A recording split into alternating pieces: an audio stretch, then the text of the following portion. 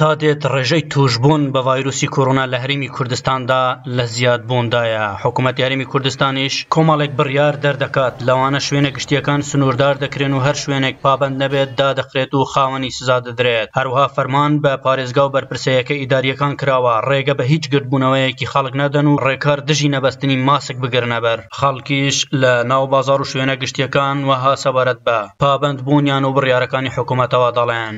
بڕیاری حکوومەتی بڕیارێکی بەجێ خۆتی دەستخۆشی لێ ئەەکەین بەڕاستی ئەو نەخۆشیەش بەڕاستی زۆر بووە. ئەگەر هەر کەسێک لە ڕاستە خۆی نەپارێزی و دکتۆری خۆی نەبی حکوومەت چ بکە؟ یعنی حکوومەت لەوەی زیاتر چ بکە؟ هۆکار گەلە زۆرە، هەیە دەرێ بە تەمای خۆی، هەیە دەرێ یەک زامردن حەقا، هەیە دەرێ وەڵ هەر دەمرین، هەیە دەرێ وەڵڵاهی ئەمە دیتیتمان، هەیە بڕوای پێنێ سەش گەدابی، هەیە بڕواشی پێیە خۆی دەپارێزی شەمن و ئەشەدەیە.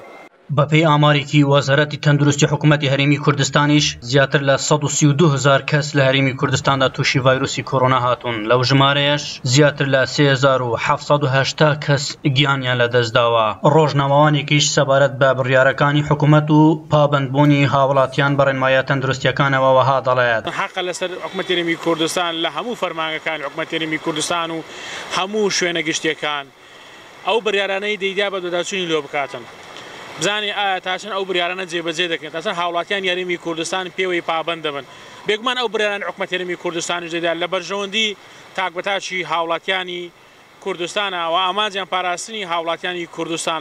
جێباسە دکتۆر و کاربەدەستانی کارتی تەندروستیش هۆشداری ئەوە دەدەن کە خەڵکێکی زۆر لەم ماوەیەدا تووشی ڤایرۆسی کۆڕۆنا هاتووە، بۆیە داواکارن خەڵکی بە هەموو شێوەیەک خۆیان بپارێزن و دۆر بکەونەوە لە شوێنی قەڵەباڵغ و ماسک و دەستکێش بەکاربهێنن.